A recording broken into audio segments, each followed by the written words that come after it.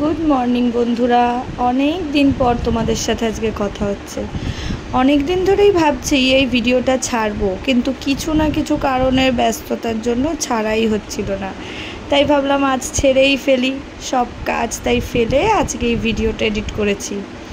সেই পাপানের সোজা রথে আর উল্টো রথে পাপান কি করেছে সেটাই দেখাবার জন্য আজকে তোমাদের সাথে এসেছি। তোমরা দেখো, আর ভালো লাগলে অবশ্যই লাইক করো, কমেন্ট করো, আর প্লিজ একটা সাবস্ক্রাইব করে দিও। তোমরা সাবস্ক্রাইব করলে তবেই তো আমরা এগোতে পারবো, বলো? আমরা তো এখন সবে ছোট ইউজার। আর এই দেখো, পাপান রথ টানতে বেরিয়েছে। পাপান কাদের সাথে রথ টানতে বেরিয়েছিল বলো তো? সোজা রথের দিন ছিল ওর পিপি, ওর দিদুন, মাসি, দাদা আর আমি।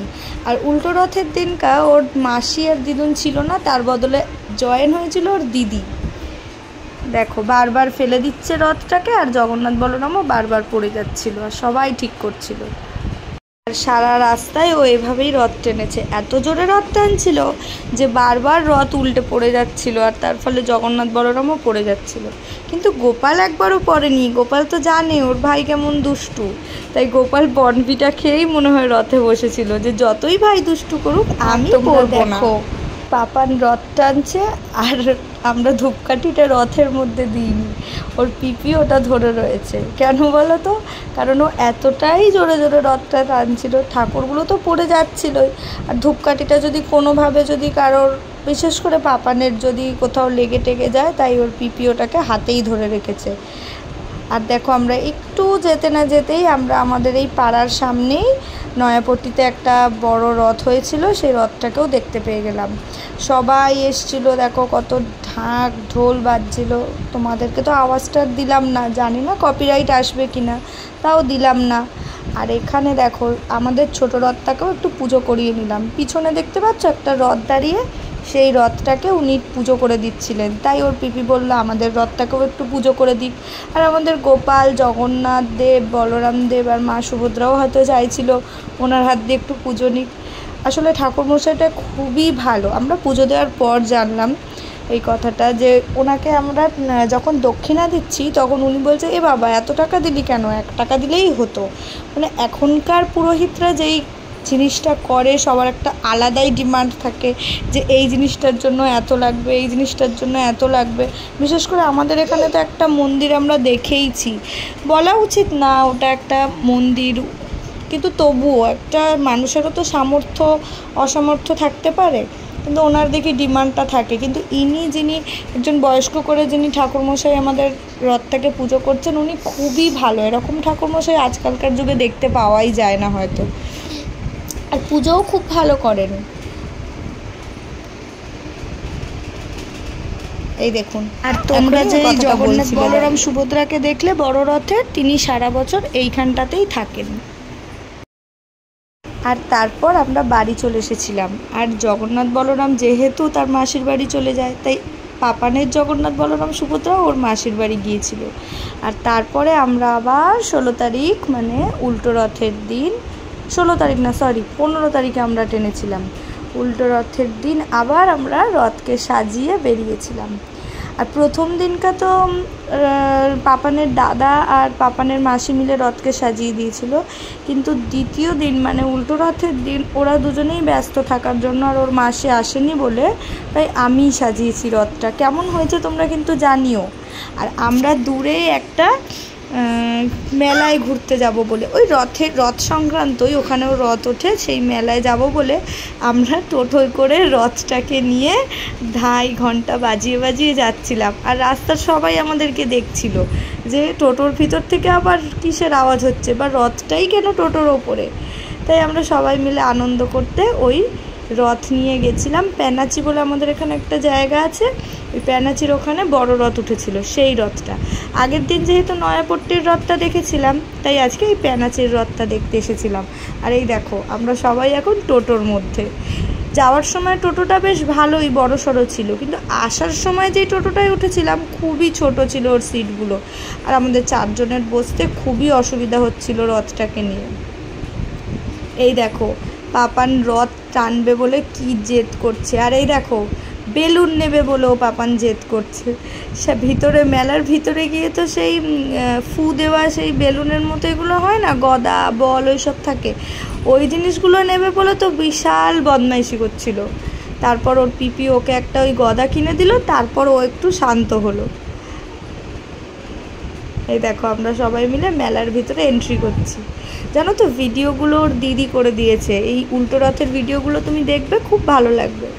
আর এই দেখো মেলায় যখন যাচ্ছিলাম অনেক লোক, অনেক বাচ্চারা পাপানের রথ টানছিল, আর পাপানের মুখটা দেখো, ও রেগে যাচ্ছিল যে সবাই কেন ওর রথটা টানছে। দেখো এখানে কত মেলায় খেলনা দোকানপত্র কত কিছু বসেছে। আমরা মেলায় ঘুরছিলাম, বেশ আনন্দই লাগছিল। আগের বছর জানো তো এই মেলাটায় যখন এসেছিলাম প্রচুর বৃষ্টির কারণে কোনো দোকানই খোলা নেই, একটা কি দুটো দোকান খোলা ছিল। আর এই বছর দেখো তাও অনেকটাই বেশ জমজমাট। এই দেখো আবার একজন রথ টানছে, মানে অনেকেই বলতে পারো রথ টেনেছে। আবার তারা জগন্নাথ বলরামের জন্য কিছু কিছু দক্ষিণাও দিয়ে গেছেন, মানে এটা খুশি মনে সবাই দিয়েছে। আর এই দেখো সবাই রথ টানছে পাপানের, দেখেছো? বাচ্চা বড় সবাই সবাই আনন্দ মনে রথকে টানছে, নমস্কার করছে, খুব ভালো লাগছিল দেখতে। আমরাও যখন ছোট ছিলাম তখনও এরকম আমরা রথ নিয়ে বেরোলে সবাই আমাদের রথ ধরে টানতো।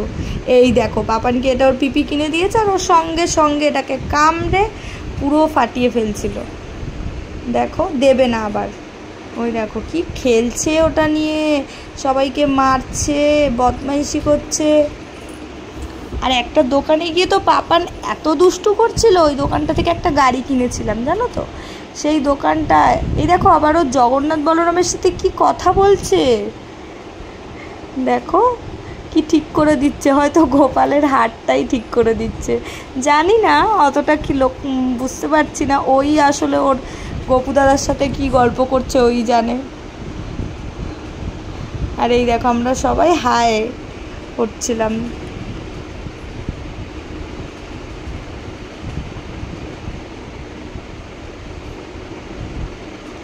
আর তারপরে আমরা মেলাটা পুরোটা ঘুরে, আর এখানে দেখো বাচ্চারা কি সুন্দর লাফাচ্ছে। এ দেখো আবার একজন আমাদের রথটা টানলো, এখানে কতগুলো বাচ্চা রথ টানছিল, দেখেছ? আর এই বাচ্চাটাকে তো রথটা ধরাতে চাইছিলাম, ও প্রথমে ভয় পাচ্ছিল, তারপর ওর মা যখন হাতে ধরালো তখন ও একটু টেনেছে, ও খুবই ছোট অবশ্য। আর আমরা রথ টানার পরে শেষে এসে এই রেস্টুরেন্টটায় বসে খাচ্ছিলাম। আর এইখানে দেখো, দেখেছো কতগুলো ছোট বাচ্চারা কি সুন্দর গ্রুপে এসেছিল, এসে ওরা ওদের খাচ্ছিল। আর পাপানও কিন্তু চাউমিন খাচ্ছিল, দেখো বসে বসে খেতে পাচ্ছে না বলে আবার উঠে দাঁড়িয়ে পড়েছে, একটু একটু খাচ্ছে, মুখে দিতে না দিতেই ওর ঝাল লাগছে, আর ওকে খালি জল দিতে হবে, খালি জল চাইছে, জল চাইছে। এবার ওর জল যেই শেষ হয়ে গেছে তারপর এবার আবার জল কিনে এনে ওকে আবার ওর বোতলে ভরে দেওয়া হয়েছিল। এই দেখো